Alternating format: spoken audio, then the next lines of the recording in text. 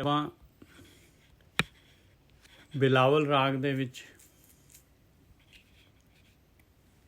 ਕਬੀਰ ਜੀ ਦੀ ਬਾਣੀ ਲੈ ਰਹੇ ਹਾਂ ਜੀ। 855 ਥੱਲੇ ਥੱਲੇ ਜਿਹੜਾ ਹੈਗਾ, ਜਿਹੜਾ 56 ਤੱਕ ਜਾ ਰਿਹਾ ਸ਼ਬਦ ਕਬੀਰ ਜੀ ਦਾ,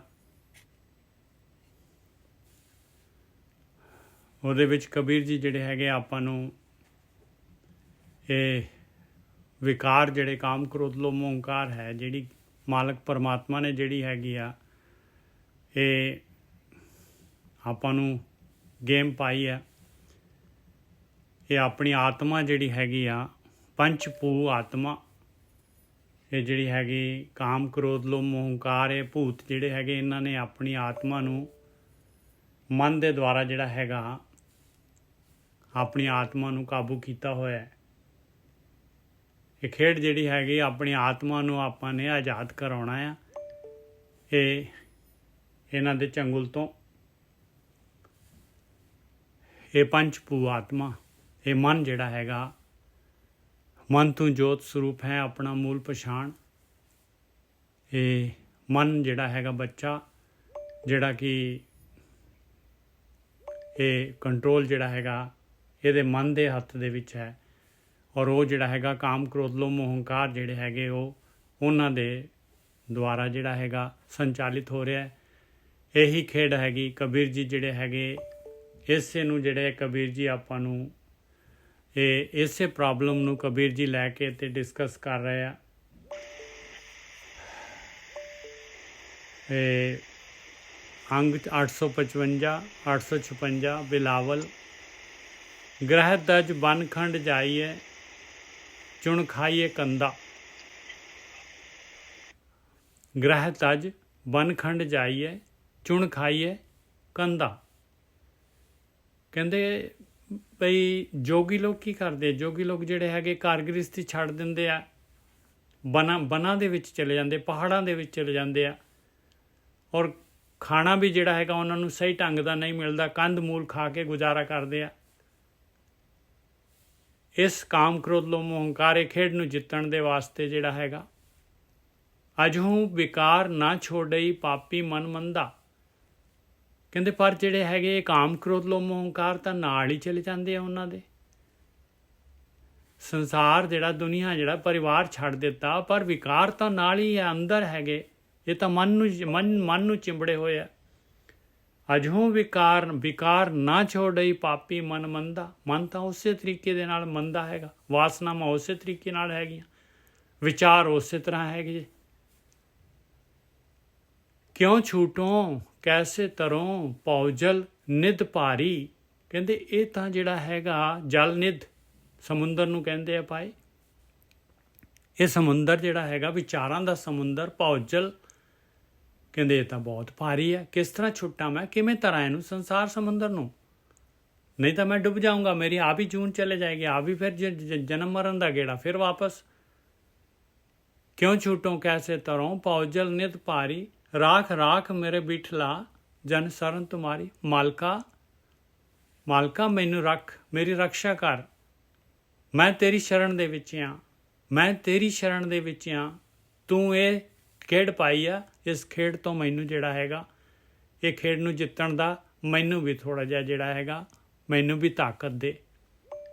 ਮੈਂ ਤੇਰੀ ਸ਼ਰਨ 'ਚ, ਮੈਂ ਤੇਰੀ ਹੈਲਪ ਚਾਹੁੰਦਾ ਹਾਂ। ਕਿਉਂ ਛੂਟੋਂ ਕੈਸੇ ਤਰੋਂ ਪੌਜਲ ਨਿਧ ਭਾਰੀ, ਰਾਖ ਰਾਖ ਮੇਰੇ ਬੀਠਲਾ ਜਨ ਸ਼ਰਨ ਤੁਮਹਾਰੀ ਰਹਾਓ। ਮੈਂ ਤੇਰਾ ਜਾਣਿਆ ਮਾਲਕਾ, ਤੇਰੀ ਸ਼ਰਨ ਦੇ ਵਿੱਚ ਹੈਗਾ। ਗ੍ਰਹਿ ਤਜ ਬਨ ਖੰਡ ਜਾਈਏ, ਚੁਣ ਖਾਈਏ ਕੰਦਾ। ਕਹਿੰਦੇ ਇਹ ਜਿਹੜੇ ਜੋਗੀ ਲੋਕ ਹੁੰਦੇ ਆ, ਸੰਨਿਆਸੀ ਹੁੰਦੇ ਆ, ਕਾਰਗ੍ਰਿਸਤੀ ਛੱਡ ਕੇ ਬਨਾਂ ਦੇ ਵਿੱਚ ਚਲੇ ਜਾਂਦੇ ਆ, ਕੰਧ ਮੂਲ ਖਾਂਦੇ ਆ। ਕਹਿੰਦੇ ਅਜੂ ਵਿਕਾਰ ਨਾ ਛੋੜਈ ਪਾਪੀ ਮਨ ਮੰਦਾ। ਮਨ ਤਾਂ ਉਸੇ ਤਰ੍ਹਾਂ ਹੈ, ਵਿਕਾਰ ਉਸੇ ਤਰੀਕੇ ਦੇ ਨਾਲ ਆ। ਵਿਸ਼ੇ ਵਿਕਾਰ ਅੰਦਰ ਜਿਹੜੀਆਂ ਹੈਗੀਆਂ ਵਾਸਨਾਵਾਂ, ਅੰਦਰ ਜਿਹੜੇ ਵਿਚਾਰ, ਮਨ ਦੇ ਵਿੱਚ ਮਨ ਉਹ ਜਿਹਾ ਪਾਪੀ ਹੈਗਾ, ਮਨ ਦਾ ਸੋਚਣ ਵਾਲਾ। ਹਾਂਜੀ ਗੋਰਕੀ ਸਾਹਿਬ। ਹਾਂਜੀ ਠੀਕ ਹੈ ਜੀ ਨਿਜੇ ਸਾਹਿਬ। ਵਾਹਿਗੁਰੂ ਜੀ ਕਾ ਖਾਲਸਾ, ਵਾਹਿਗੁਰੂ ਜੀ ਕੀ ਫਤਿਹ। ਵਾਹਿਗੁਰੂ ਜੀ ਕੀ ਫਤਿਹ। ਹਾਂ, ਰੋਜ਼ ਲੇਟ ਹੋਣ ਦੇ ਬਹਾਨੇ। ਨਹੀਂ ਨਹੀਂ, ਠੀਕ ਹੈ ਨਿਜਾ ਸਾਹਿਬ, ਕੋਈ ਹਾਂ ਕਹਿ ਰਹੇ ਜੋ ਤੁਸੀਂ ਪਹਿਲੀ ਤੋਂ ਕੋ ਬੋਲ ਦੋ। ਗ੍ਰਹਿ ਤਜ ਬਨਖੰਡ ਜਾਈਏ ਚੁਨ ਖਾਈਏ ਕੰਦਾ। ਕਹਿੰਦੇ ਘਰ ਗ੍ਰਸਤੀ ਛੱਡ ਕੇ ਬਨਖੰਡ ਜਾਣ ਦੇ ਨਾਲ ਵੀ ਇਹ ਕਾਮ ਕ੍ਰੋਧ ਲੋਭ ਮੋਹ ਹੰਕਾਰ ਇਹ ਮੰਦੀ ਵਾਸਨਾਵਾਂ ਨਹੀਂ ਜਾ ਰਹੀਆਂ। ਅਜਹੂ ਵਿਕਾਰ ਨਾ ਛੋੜਈ ਪਾਪੀ ਮਨ ਮੰਦਾ। ਮਨ ਉਹੇ ਜਿਹਾ ਪਾਪੀ ਹੈ, ਮੰਦੀਆਂ ਸੋਚਾਂ ਵਾਲਾ। ਹਾਂਜੀ ਵੀਰ ਜੀ। ਹੁਣ ਦੇਖੋ ਸਾਧ ਸੰਗਤ ਜੀ ਉਹ ਕੀ ਕਹਿ ਰਹੇ ਨੇ, ਗ੍ਰਹਿ ਤਜ ਬਨ ਖੰਡ ਜਾਈਏ। ਜੇਕਰ ਮਨੁੱਖ ਜਿਹੜਾ ਹੈ ਉਹ ਵੇਖ ਲਓ ਉਹ ਸੰਸਾਰ ਦਾ ਤਿਆਗ ਕਰਦਾ ਹੈ ਤੇ ਜੰਗਲਾਂ 'ਚ ਚਲ ਜਾਂਦਾ ਹੈ, ਔਰ ਕਈ ਲੋਕ ਚਲੇ ਵੀ ਜਾਂਦੇ ਨੇ। ਬਿਲਕੁਲ, ਹਾਲੇ ਵੀ ਜਾਂਦੇ ਆ ਗੁਰਕਿ ਸਾਹਿਬ, ਹਾਲੇ ਵੀ ਜਾਂਦੇ ਆ।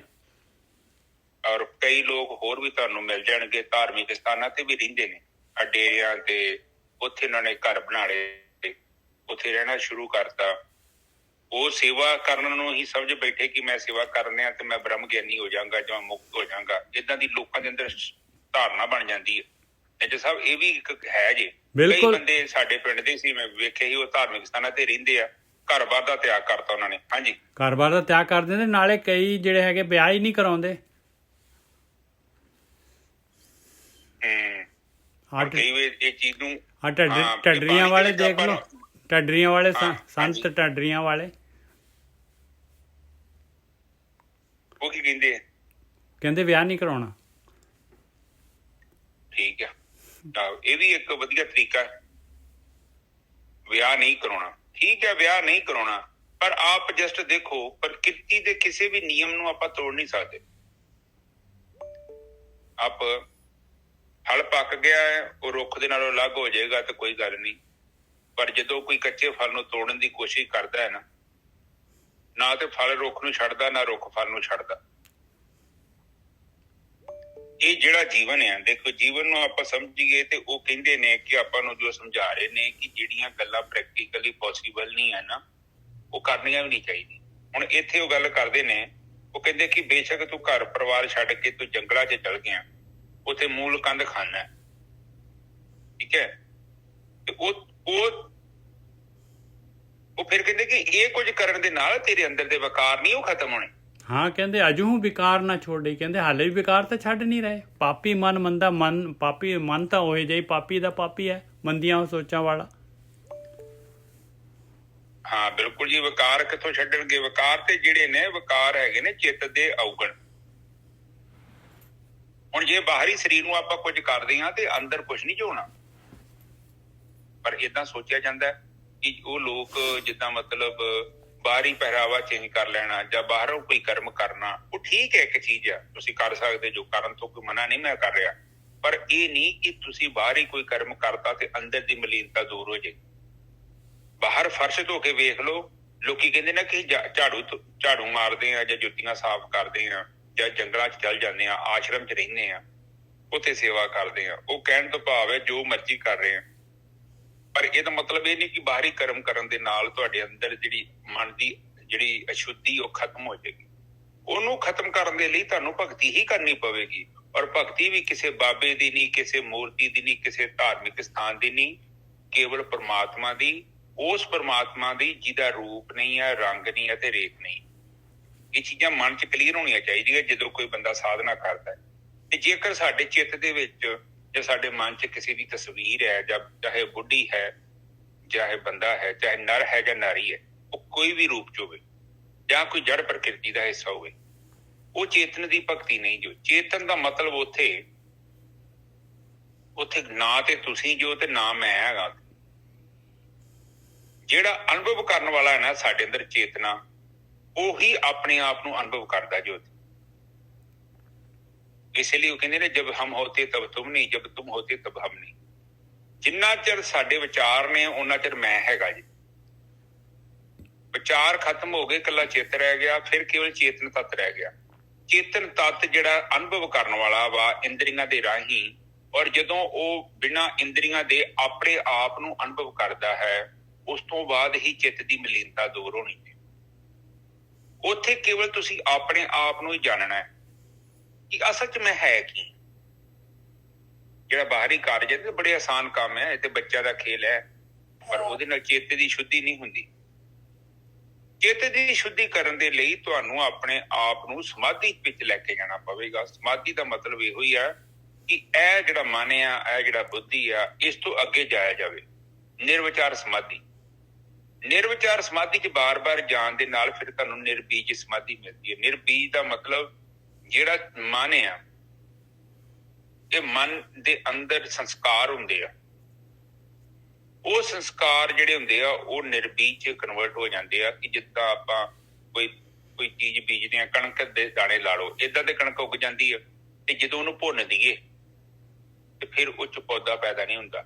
ਇਸੇ ਹੀ ਤਰ੍ਹਾਂ ਚਿੱਤ ਦੇ ਅੰਦਰ ਜਿਹੜੇ ਔਗਣ ਨੇ, ਜਿਹੜੇ ਸੰਸਕਾਰ ਨੇ, ਜਿਹੜੇ ਬੀਜ ਦੇ ਰੂਪ 'ਚ ਮੌਜੂਦ ਨੇ, ਉਹਨਾਂ ਨੂੰ ਨਿਰਬੀਜ ਸਮਾਧੀ ਫਿਰ ਕੀ ਕਰਦੀ, ਨਸ਼ਟ ਕਰ ਦਿੰਦੀ ਆ।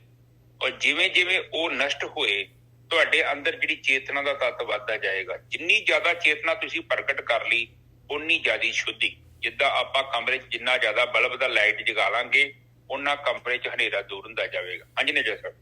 ਐਕਚੁਅਲੀ ਕੀ ਹੈ ਗੋਰੀ ਸਾਹਿਬ, ਇਹ ਨਾ ਆਤਮਾ ਜਿਹੜੀ ਹੈ ਪੰਚਭੂ ਆਤਮਾ ਹੈਗੀ। ਪੰਚਭੂ ਮਤਲਬ ਪੰਜ ਭੂਤ ਜਿਹੜੇ ਹੈ, ਕਾਮ ਕ੍ਰੋਧ ਲੋਭ ਮੋਹ ਅਹੰਕਾਰ, ਇਹਨਾਂ ਨੇ ਕਬਜ਼ਾ ਕਰ ਲਿਆ ਆਤਮਾ ਦੇ ਉੱਤੇ। ਮਨ ਨੂੰ ਕੰਟਰੋਲ ਹੈਗਾ। ਮਨ ਜਿਸ ਤਰ੍ਹਾਂ ਕਹਿੰਦਾ ਹੈ ਆਤਮਾ ਨੂੰ ਉਸੇ ਤਰੀਕੇ ਨਾਲ ਨਚਾਉਂਦੇ ਆ ਭਾਈ। ਮਗਰ ਆਤਮਾ ਦੀ ਆਵਾਜ਼ ਕੋਈ ਸੁਣਦਾ ਹੀ ਨਹੀਂ ਹੈ। ਬਸ ਇਹ ਕਬਜ਼ਾ ਹੀ ਲੈਣਾ ਹੈ ਵਾਪਸ। ਆਹੀ ਗੇਮ ਹੈਗੀ ਆ। ਮਨ ਜਿਹੜਾ ਹੈਗਾ, ਮਨ ਤੂੰ ਜੋਤ ਸਰੂਪ ਹੈ। ਆਪਣਾ ਮੂਲ ਪਛਾਣ ਜ਼ਿਆਦਾ ਆਪਣੇ ਅੰਦਰ ਵੜਦਾ ਹੈ ਤੇ ਆਪਣਾ ਜਿਹੜਾ ਹੈਗਾ ਇਹਦੇ ਉੱਪਰੋਂ ਮੈਲ ਨਿਕਲਦੀ ਹੈ ਤੇ ਮੂਲ ਜਿਹੜਾ ਇਹਦਾ ਆਤਮਾ ਰਹਿ ਜਾਂਦੀ ਹੈ। ਬਸ ਕਬੀਰ ਤੂੰ ਕਰਤਾ ਤੂੰ ਬਿਆ ਮੁਝ ਮੇ ਰਹਾ ਨਾ ਹੂੰ। ਬਸ ਆਹੀ ਖੇਡ ਹੈਗੀ ਭਾਈ। ਫਿਰ ਦੇਖਦਾ ਹੈ ਤੇ ਆਖਰੀ ਜਿਹੜਾ ਦੇਖਣ ਵਾਲਾ ਹੈ ਉਹ ਤਾਂ ਆਤਮਾ ਹੀ ਹੈਗੀ ਆ। ਬਸ ਇੰਨੀ ਕੀ ਜਿਹੜੀ ਹੈਗੀ ਆ ਖੇਡ ਤਾਂ ਇੰਨੀ ਕੀ ਆ, ਪਰ ਹੈ ਬੜੀ ਔਖੀ। ਹਾਂਜੀ, ਇਹ ਜਿਹੜਾ ਦੇਖੋ, ਜਿਹੜਾ ਸਾਡੇ ਅੰਦਰ ਦ੍ਰਿਸ਼ਟਾ ਹੈ ਨਾ, ਹਾਂਜੀ, ਉਹਨੇ ਆਪਣੇ ਆਪ ਨੂੰ ਦੇਖਣਾ। ਬਸ ਇੰਨਾ ਆਸਾਨ ਕੰਮ ਹੈ। ਤੇ ਬਾਕੀ ਜੇ ਤੁਹਾਨੂੰ ਕੋਈ ਉਲਝਾਵੇ ਤੇ ਜਿੱਥੇ ਮਰਜ਼ੀ ਤੋਰੀ ਜਾਵੇ। ਫਿਰ ਪਾਠ ਕੀਤਿਆਂ ਕਿ ਦ੍ਰਿਸ਼ਟਾ ਆਪਣੇ ਆਪ ਨੂੰ ਦੇਖ ਸਕਦਾ ਹੈ। ਚੇਤਨਾ ਜਿਹੜਾ ਸਭ ਤੋਂ ਆਖਰੀ ਬਿੰਦੂ ਹੈ ਨਾ, ਉਹ ਤੁਹਾਡੀ ਚੇਤਨਾ ਹੈ। ਉਸ ਤੋਂ ਅੱਗੇ ਤਾਂ ਕੁਛ ਵੀ ਨਹੀਂ ਹੈਗਾ। ਉਸ ਤੋਂ ਅੱਗੇ ਜਦੋਂ ਤੁਸੀਂ ਆਪਣੀ ਚੇਤਨਾ 'ਚ ਸਥਿਰ ਹੋ ਜਾਂਦੇ ਜੋ, ਫਿਰ ਤੁਹਾਨੂੰ ਬ੍ਰਹਮ ਚੇਤਨਾ ਦੇ ਦਰਸ਼ਨ ਹੁੰਦੇ ਆ। ਫਿਰ ਤੁਹਾਨੂੰ ਪਤਾ ਲੱਗਦਾ ਹੈ ਕਿ ਜਿਹੜਾ ਉਹ ਜਿਹੜਾ ਸਰਵ ਵਿਆਪਕ ਤੱਤ ਹੈਗਾ ਹੈ ਉਹਦੇ ਅੰਦਰ ਸਭ ਕੁਛ ਆ, ਪਰ ਹੈ ਉਹਦੇ ਅੰਦਰ ਕੁਛ ਵੀ ਨਹੀਂ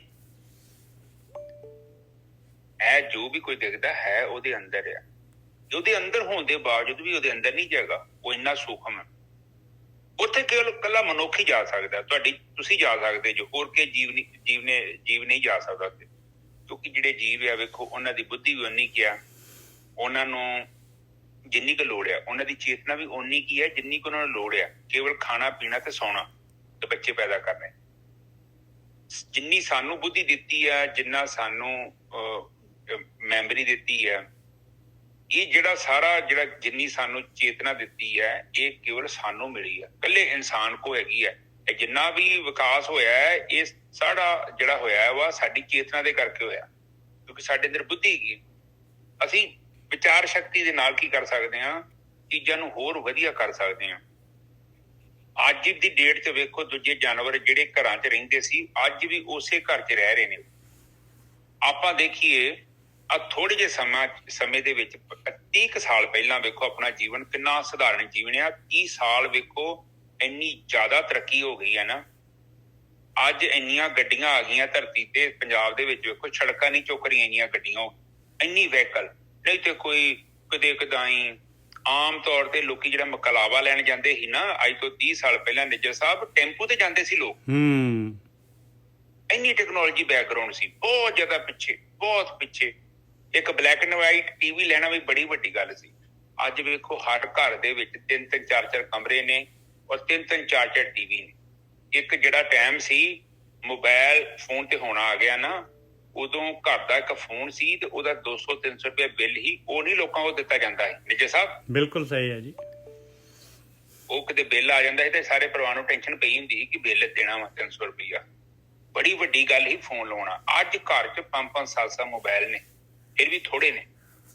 ਆਪ ਜਸਟ ਦੇਖੋ ਕਿੰਨੀ ਤਰੱਕੀ ਹੋ ਗਈ, ਕਿਉਂਕਿ ਇਨਸਾਨ ਦੇ ਕੋਲ ਬੁੱਧੀ ਹੈਗੀ ਹੈ। ਇਹਨੇ ਜੀਵਨ ਨੂੰ ਬਹੁਤ ਸੌਖਾ ਕਰ ਲਿਆ। ਪਰ ਪੰਗਾ ਤੇ ਇਹ ਹੈ ਕਿ ਜਦੋਂ ਆਪਾਂ ਜੀਵਨ ਦੇ ਬਾਹਰੀ ਸੁੱਖ ਨੂੰ ਵੇਖਾਂਗੇ, ਆਪਾਂ ਅੰਦਰ ਦੇ ਸੁੱਖ ਨੂੰ ਨਹੀਂ ਵੇਖਾਂਗੇ, ਫਿਰ ਸਾਨੂੰ ਮਾਨਸਿਕ ਬਿਮਾਰੀਆਂ ਚਿੰਬੜ ਜਾਣਗੀਆਂ। ਕਿਉਂਕਿ ਹੁਣ ਕੀਮਤਾਂ ਬਾਹਰੀ ਸੁੱਖ ਦੇ ਲਈ ਆਪਾਂ ਕਿੱਥੋਂ ਪੈਸਾ ਲਿਆਂਦਾ ਹੈ, ਕਿਹੜੇ ਤਰੀਕੇ ਨਾਲ ਕਮਾਇਆ ਹੈ। ਜਦੋਂ ਆਪਾਂ ਗਲਤ ਤਰੀਕੇ ਨਾਲ ਪੈਸਾ ਕਮਾਉਂਦੇ ਹਾਂ ਤੇ ਉਹ ਸਾਡੇ ਸਰੀਰ ਦੇ ਵਿੱਚ ਕੋਈ ਦੋਸ਼ ਪੈਦਾ ਕਰ ਦਿੰਦਾ। ਕਈ ਦੋਸ਼, ਉਹ ਜਿਹੜੇ ਦੋਸ਼ ਹੁੰਦੇ ਆ ਉਹ ਕਾਮ, ਕ੍ਰੋਧ, ਲੋਭ, ਮੋਹ, ਹੰਕਾਰ ਦੇ ਰੂਪ ਵਿੱਚ ਪ੍ਰਗਟ ਹੁੰਦੇ ਆ। ਹਾਂਜੀ ਨਿਜਰ ਸਾਹਿਬ। ਤੇ ਹੁਣ ਇਹ ਕਬੀਰ ਜੀ ਜਿਹੜੇ ਹੈਗੇ ਇਹ ਕਹਿ ਰਹੇ ਆ, ਭਾਈ ਪਰਮਾਤਮਾ ਦੇ ਅੱਗੇ ਬੇਨਤੀ ਕਰ ਰਹੇ ਆ ਕਿ ਇਸ ਤਰੀਕੇ ਦੇ ਨਾਲ ਤਾਂ ਜਿਹੜਾ ਹੈਗਾ ਜੰਗਲਾਂ 'ਚ ਜਾਣ ਦੇ ਨਾਲ ਜਿਹੜਾ ਹੈਗਾ ਇਹ ਸੰਸਾਰ ਸਮੁੰਦਰ ਤਰਿਆ ਨਹੀਂ ਜਾਂਦਾ। ਇਹਦੇ ਵਾਸਤੇ ਮੈਨੂੰ ਤੇਰੀ ਲੋੜ ਆ। ਮੈਨੂੰ ਜਿਹੜਾ ਹੈਗਾ ਕਿਉਂਕਿ ਕਿਉਂ ਛੂਟੋਂ ਕੈਸੇ ਤਰੋਂ ਪੌਜਲ ਨਿਤ ਭਾਰੀ ਰਾਖ ਰਾਖ ਮੇਰੇ ਬੀਠਲਾ ਜਨ ਸ਼ਰਨ ਤੁਮਾਰੀ। ਕਹਿੰਦੇ ਮੈਨੂੰ ਬਚਾ ਮਾਲਕਾ, ਮੈਨੂੰ ਬਚਾ, ਮੈਂ ਤੇਰੀ ਸ਼ਰਨ ਦੇ ਵਿੱਚ ਹਾਂ। ਮੈਨੂੰ ਰਸਤਾ ਦੱਸ, ਤੂੰ ਜਿਹੜਾ ਹੈਗਾ, ਤੂੰ ਜਿਹੜਾ ਇਹ ਕਾਮ, ਕ੍ਰੋਧ, ਲੋਭ, ਹੰਕਾਰ, ਇਹ ਵਿਕਾਰ ਤੂੰ ਬਣਾਏ ਹੈਗੇ, ਇਹਨਾਂ ਤੋਂ ਨਿਕਲਣ ਦਾ ਰਸਤਾ ਤੈਨੂੰ ਪਤਾ ਹੈਗਾ। ਮੈਨੂੰ ਉਹ ਰਸਤਾ ਦੱਸ, ਮੈਂ ਤੁਰਨ ਨੂੰ ਤਿਆਰ ਹੈਗਾ, ਮੈਂ ਉਸ ਰਸਤੇ 'ਤੇ ਜਾਣ ਨੂੰ ਤਿਆਰ ਹੈਗਾ। ਕਿਉਂ ਛੂਟੋਂ ਕੈਸੇ ਤਰੋਂ ਪੌਜਲ ਨਿਤ ਭਾਰੀ ਰਾਖ ਰਾਖ ਮੇਰੇ ਬੀਠਲਾ ਜਨ ਸ਼ਰਨ ਤੁਮਾਰੀ ਰਹਾਓ। ਇਹ ਪੁਕਾਰ ਉੱਠਣੀ ਚਾਹੀਦੀ ਹੈ ਹਰੇਕ ਦੇ ਅੰਦਰੋਂ। ਜਿਹਨੇ ਵੀ ਭਗਤੀ ਕਰਨੀ ਆ ਮਾਲਕ ਪਰਮਾਤਮਾ ਦੇ ਅੱਗੇ ਪੁਕਾਰ ਉੱਠੂਗੀ ਤਾਂ ਉਹ ਮਾਲਕ ਪਰਮਾਤਮਾ ਜਿਹੜਾ ਹੈਗਾ ਬ੍ਰਹਮ ਗਿਆਨ ਦਊਗਾ, ਰਸਤਾ ਦੱਸੂਗਾ, ਫਿਰ ਜਿਹੜਾ ਹੈਗਾ ਆਪਾਂ ਨੇ ਤੁਰਨਾ ਹੈ। ਰਹਾਓ ਬਿਖੈ ਬਿਖੈ ਕੀ ਬਾਸਨਾ। ਕਹਿੰਦੇ ਹੁਣ ਪ੍ਰੋਬਲਮ ਕੀ ਹੈ? ਕਹਿੰਦੇ ਬਿਖੈ ਬਿਖੈ ਕੀ ਬਾਸਨਾ। ਕਹਿੰਦੇ ਇੰਨਾ ਚੋਗਾ ਖਿਲ ਰਿਹਾ ਪਿਆ ਆ। ਇਹ ਪੰਜਾਂ ਜਿਹੜੇ ਹੈਗੇ ਗਿਆਨ ਇੰਦਰੀਆਂ ਜਿਹੜੀਆਂ ਹੈਗੀਆਂ, ਇੰਨਾ ਇੱਕ ਇੱਕ ਦੀ ਫੀਲਡ ਹੈਗੀ, ਤਰ੍ਹਾਂ ਤਰ੍ਹਾਂ ਦਾ ਚੋਗਾ ਪਿਆ ਹੋਇਆ। ਬਿਖੈ ਬਿਖੈ ਕੀ ਬਾਸਨਾ, ਇੰਨੀ ਕਹਿੰਦੀ ਵਿਸ਼ੇ ਵਿਕਾਰਾਂ ਦੀ ਬਾਸਨਾ ਪਈ ਹੋਈ ਹੈ। ਤਜੀ ਨਾ ਜਾਈ, ਕਹਿੰਦੇ ਛੱਡੀ ਨਹੀਂ ਜਾਂਦੀ। ਅਨਕ ਯਤਨ ਕਰ ਰਾਖੀਏ ਫਿਰ ਲਪਟਾਹੀ। ਅਨਕ ਯਤਨ ਕਰ ਰਾਖੀਏ ਫਿਰ ਲਪਟਾਈ। ਕਹਿੰਦੇ ਕਿੰਨਾ ਵੀ ਯਤਨ ਕਰਕੇ ਆਪਣੇ ਆਪ ਨੂੰ ਬਚਾ ਕਰਕੇ ਕਰੀਏ, ਕਹਿੰਦੇ ਬਾਰ-ਬਾਰ ਮਨ ਜਿਹੜਾ ਹੈਗਾ ਫਿਰ ਲਿਪਟੀ ਜਾ ਰਿਹਾ ਜਾ ਕੇ ਉਹਦੇ ਨਾਲ, ਬਾਸਨਾ ਦੇ ਨਾਲ। ਬਾਰ-ਬਾਰ ਅਵਗੁਣ ਕਰਦਾ ਹੈ, ਪਛਤਾਉਂਦਾ ਹੈ, ਫਿਰ ਜਿਹੜਾ ਹੈ ਅਵਗੁਣ ਕਰਦਾ ਹੈ। ਬਿਖੈ ਬਿਖੈ ਕੀ ਬਾਸਨਾ ਤਜੀ ਨਾ ਜਾਈ। ਅਨਕ ਯਤਨ ਕਰ ਰਾਖੀਏ ਫਿਰ ਲਪਟਾਈ। ਜਰਾ ਜੀਵਨ ਜੋਬਨ ਗਿਆ ਕਿਛ ਕੀਆ ਨਾ ਨੀਕਾ। ਕਹਿੰਦੇ ਮੇਰਾ ਤਾਂ ਜਿਹੜਾ ਹੈਗਾ ਆ ਬੁਢਾਪਾ ਵੀ ਜਾਣ ਲੱਗ ਪਿਆ, ਜੀਵਨ ਵੀ ਚਲਾ ਗਿਆ, ਔਰ ਜੋਬਨ ਜਵਾਨੀ ਵੀ ਚਲੀ ਗਈ। ਆ ਜੀਵਨ ਜਾ ਰਿਹਾ ਮਨੁੱਖੀ ਜੂਨ ਮੇਰੀ, ਕੁਛ ਮੈਂ ਵਧੀਆ ਤਾਂ ਕੀਤਾ ਨਹੀਂ ਹੈ। ਇਸ 'ਚੋਂ ਨਿਕਲਣ ਦਾ ਤਾਂ ਮੈਂ ਹਾਲੇ ਤੱਕ ਕੋਈ ਉਪਾਅ ਕਰ ਨਹੀਂ ਸਕਿਆ। ਇਹ ਜੀਰਾ ਨਿਰਮੋਲ ਕੋ ਕੌਡੀ ਲੱਖ ਮੀਕਾ। ਇੰਨਾ ਕੀਮਤੀ ਜਿਹੜਾ ਹੈਗਾ ਹੀਰੇ ਜੈਸਾ ਜਨਮ ਹੈ, ਕੌਡੀ ਲੱਖ ਮੀਕਾ। ਕਹਿੰਦੇ ਕੌਡੀ ਦੇ ਨਾਲ ਮੈਂ ਜਿਹੜਾ ਹੈ ਕੌਡੀ ਦੇ ਬਰੋਬਰ ਕਰ ਦਿੱਤਾ ਇਹਨੂੰ, ਕੌਡੀ ਬਦਲੇ ਜਾਏ। ਇਹ ਜੀਰਾ ਨਿਰਮੋਲ ਕੋ ਕੌਡੀ ਲਗ ਮੀਕਾ। ਹਾਂਜੀ ਵੀਰ ਜੀ। ਬਿਖੈ ਬਿਖੈ ਕੀ ਬਾਸਨਾ ਤਜੀ ਨਾ ਜਾਈ। ਅਨਕ ਯਤਨ ਕਰ ਰਾਖੀਏ ਫਿਰ ਲਪਟਾਈ। ਹਾਂਜੀ ਵੀਰ ਜੀ। ਹੁਣ ਉਹ ਕਹਿੰਦੇ ਨੇ ਕਿ ਬਿਖੇ ਬਿਖੇ ਕੀ ਬਾਸਨਾ।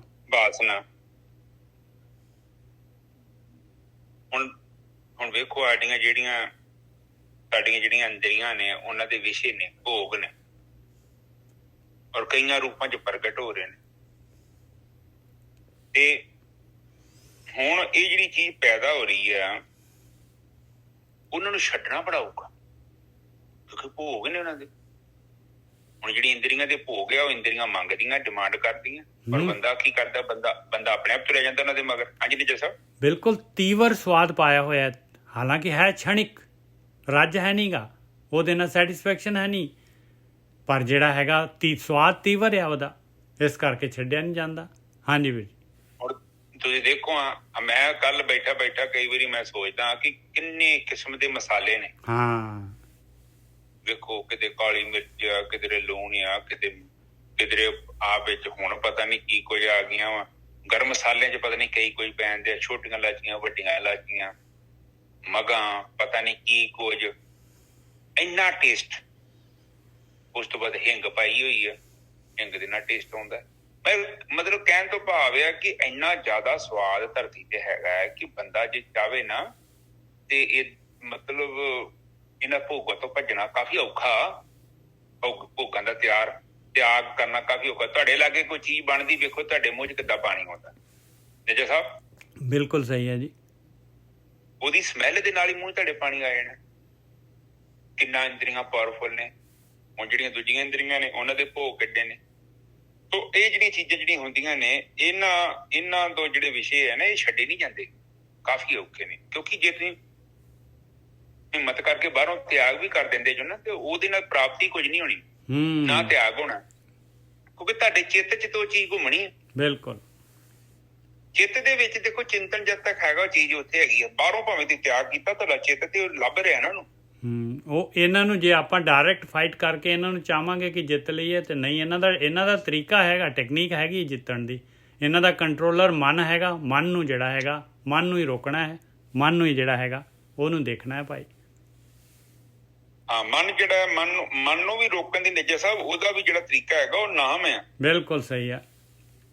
ਮਨ ਵੀ ਉਦਾਂ ਨਹੀਂ ਰੁਕੇਗਾ। ਚਿੱਤ ਦੀ ਮਲੀਨਤਾ ਵੀ ਜਿਹੜੀ ਉਹ ਬ੍ਰਹਮ ਅਗਨ ਤੋਂ ਬਿਨਾਂ, ਜਿੰਨਾ ਚਿਰ ਬ੍ਰਹਮ ਅਗਨ ਪ੍ਰਗਟ ਨਹੀਂ ਹੁੰਦੀ, ਉਹਨਾਂ ਚਿਰ ਉਹ ਸ਼ੁੱਧ ਨਹੀਂ ਹੋਣਾ। ਹੈ ਸਾਰਾ ਜਿੱਦਾਂ ਦਵਾਈ ਖਾਧੀ ਆ ਤੇ ਬਿਮਾਰੀ ਬਾਹਰ। ਨਾਮ ਪ੍ਰਗਟ ਹੁੰਦਾ ਹੈ ਤੁਹਾਡੇ ਸਰੀਰ 'ਚ, ਜਿਹੜਾ ਨਾਮ ਰੂਪੀ ਸ਼ਕਤੀ ਹੈ, ਤੇ ਆਟੋਮੈਟਿਕਲੀ ਹੀ ਜੀਵ ਜਿਹੜਾ ਹੈ ਬੰਧਨਾਂ ਤੋਂ ਮੁਕਤ ਹੋ ਜਾਂਦਾ। ਕੁਛ ਕਰਨ ਦੀ ਲੋੜ ਨਹੀਂ। ਹੁਣ ਜਦੋਂ ਆਪਣੇ ਸਰੀਰ 'ਚ ਕੋਈ ਬਿਮਾਰੀ ਹੁੰਦੀ ਹੈ ਤੇ ਆਪਾਂ ਕੇਵਲ ਗੋਲੀ ਖਾਂਦੇ ਹਾਂ, ਦਵਾਈ ਖਾਂਦੇ ਹਾਂ।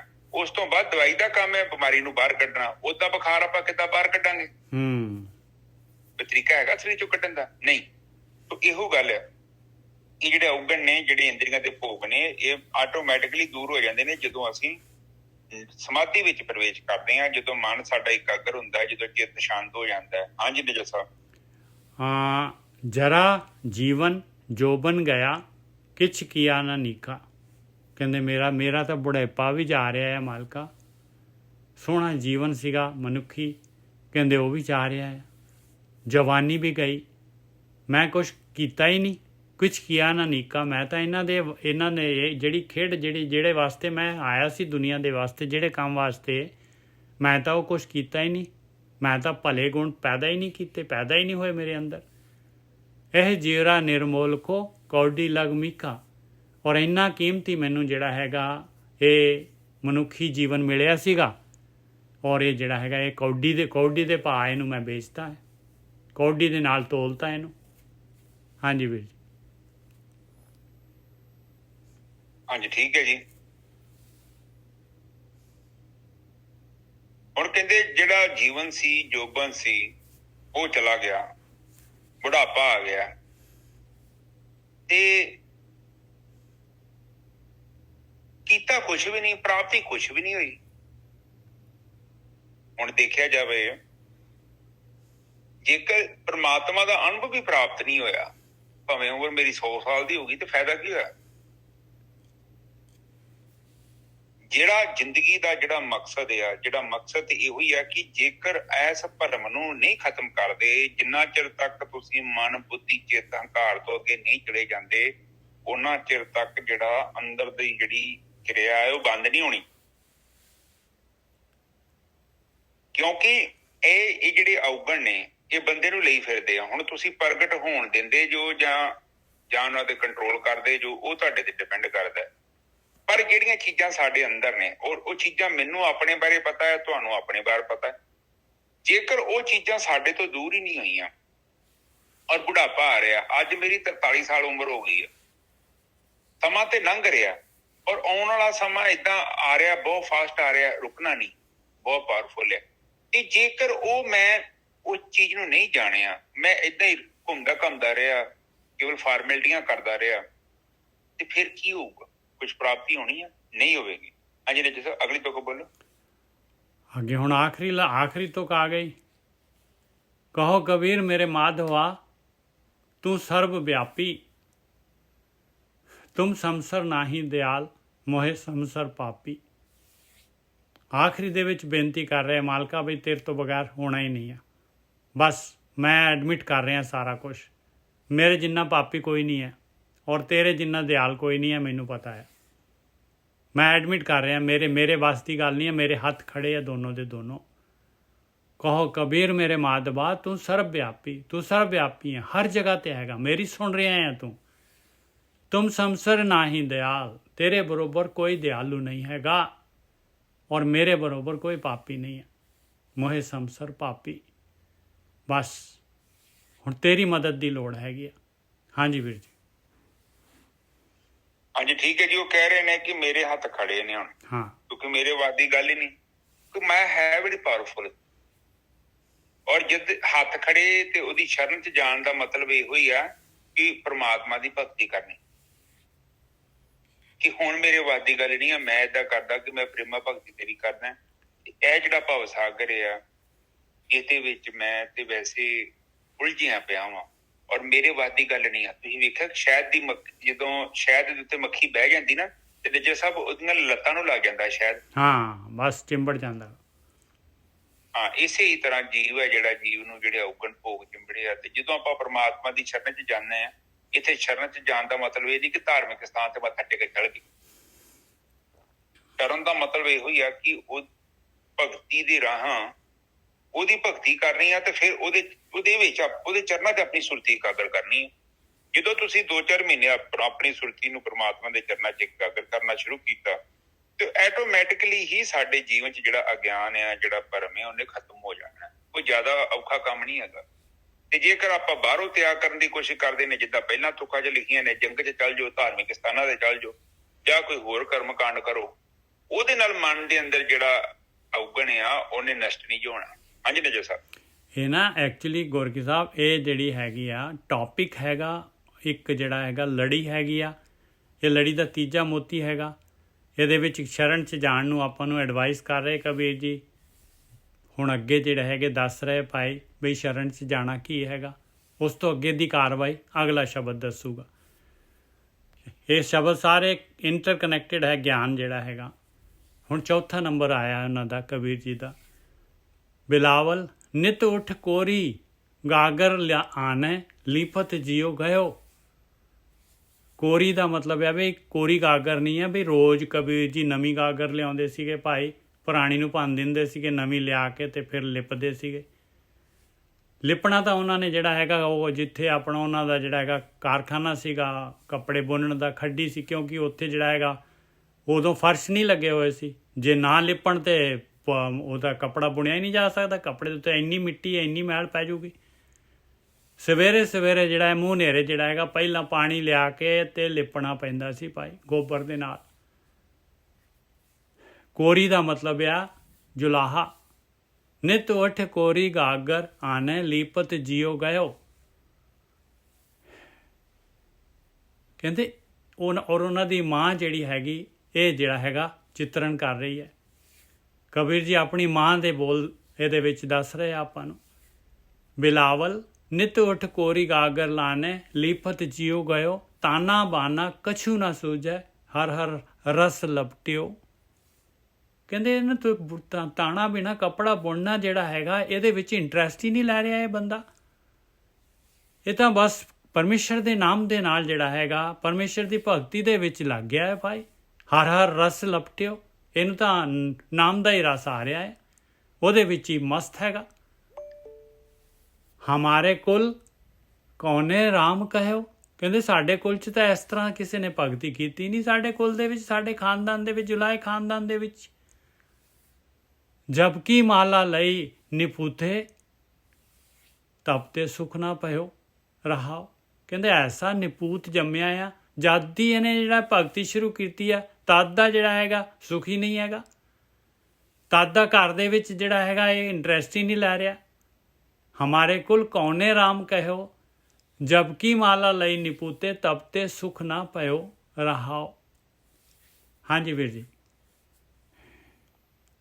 ਨਿਤ ਉੱਠ ਕੋਰੀ ਗਾਗਰ ਆਨੇ ਲੀਪਤ ਜਿਉ ਗਇਓ। ਤਾਨਾ ਬਾਨਾ ਕਛੂ ਨਾ ਸੂਝੇ ਹਰ ਹਰ ਰਸ ਲਪਟਿਓ।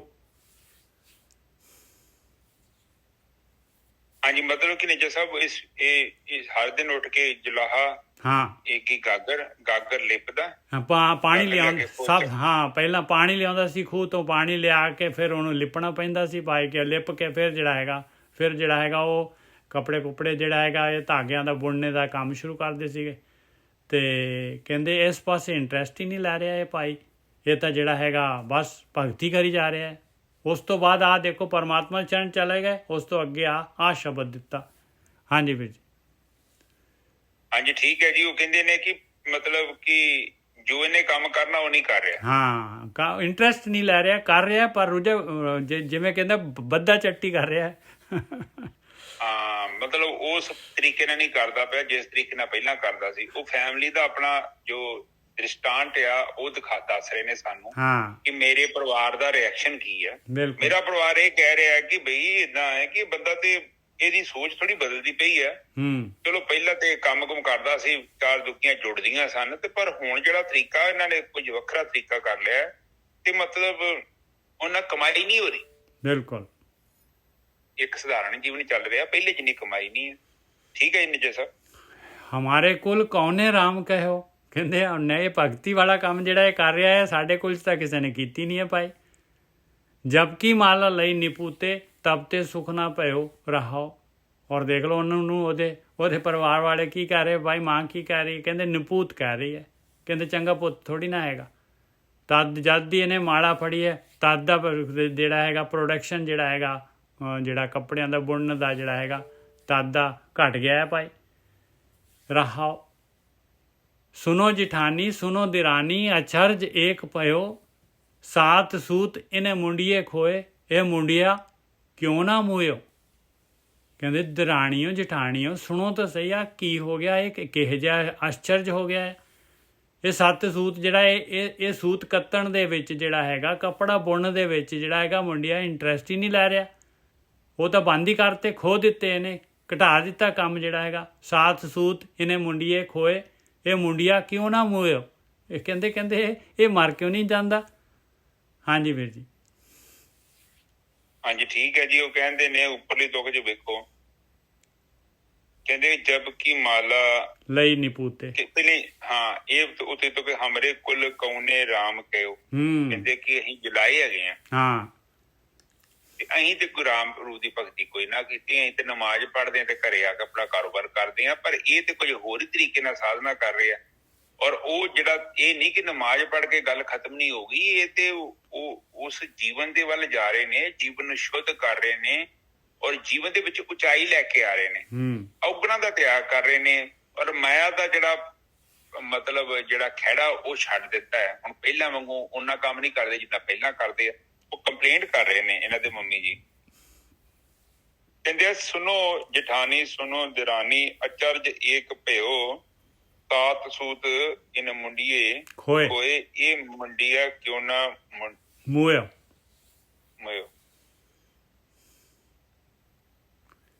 ਸਾਤ ਸੂਤ ਮਤਲਬ ਸੂਤ ਜਿਹੜਾ ਹੈਗਾ, ਇੱਕ ਸੂਤ ਦਾ ਕੰਮ ਜਿਹੜਾ ਹੈਗਾ ਇਹਨੇ ਇਹ ਕੰਮ ਜਿਹੜਾ ਹੈ ਖੋ ਦਿੱਤਾ ਹੈ, ਇਹ ਕੰਮ ਘਟਾ ਦਿੱਤਾ ਹੈ।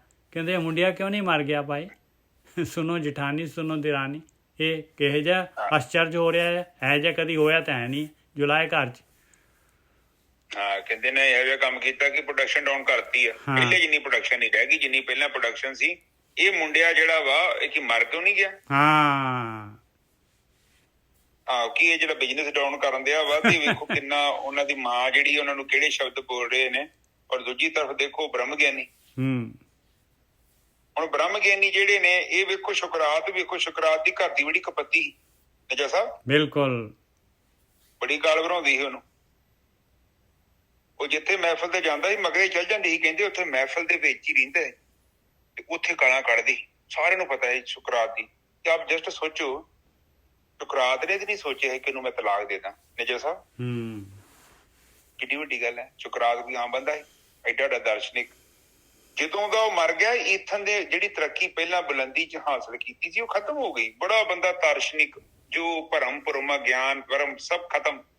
ਐਸੀ ਟ੍ਰੇਨਿੰਗ ਦਿੰਦਾ ਸੀ। ਕਹਿੰਦਾ ਕਿ ਜਿਹੜੇ ਬੰਦੇ ਕਰਪਟ ਨੇ, ਜਿਹੜੇ ਬੰਦੇ ਬੇਈਮਾਨ ਨੇ, ਉਹਨਾਂ ਨੂੰ ਦੁਆ ਸਲਾਮ ਵੀ ਨਹੀਂ ਕਰਨੀ। ਆਪ ਜਸਟ ਸੋਚੋ ਉਹ ਲੋਕ ਫੋਲੋ ਕਰਦੇ ਸੀ ਨਾ ਉਹਨੂੰ।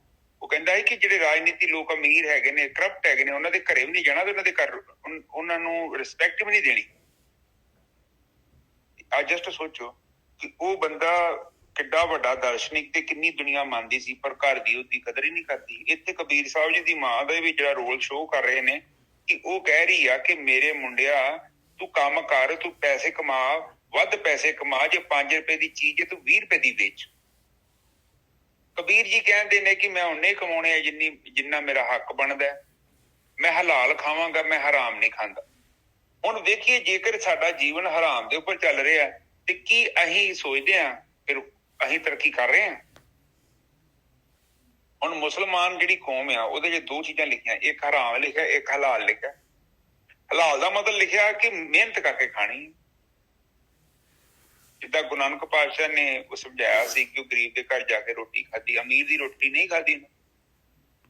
ਇਹ ਹਲਾਲ ਦੀ ਰੋਟੀ ਖਾਣੀ ਆ। ਮਿਹਨਤ ਕਰ ਰਿਹਾ ਬੰਦਾ, ਮਸ਼ੱਕਤ ਕਰ ਰਿਹਾ, ਤੇ ਜਿਹੜਾ ਬੰਦਾ ਮਿਹਨਤ ਕਰਕੇ ਕਮਾਈ ਕਰ ਰਿਹਾ ਉਹ ਹੱਕਦਾਰ ਹੈ, ਉਹ ਪ੍ਰਮਾਤਮਾ ਦੇ ਪਿਆਰ ਦਾ ਹੱਕਦਾਰ ਹੈ। ਤੇ ਜਿਹੜਾ ਬੰਦਾ ਹੀ ਖਾਣ ਹਰਾਮ ਦਿਆ ਤੇ ਉਹ ਕੀ ਸੱਚੀ ਪ੍ਰਮਾਤਮਾ ਦੀ ਨਜ਼ਰ 'ਚ ਬੜਾ ਚੰਗਾ ਹੈ?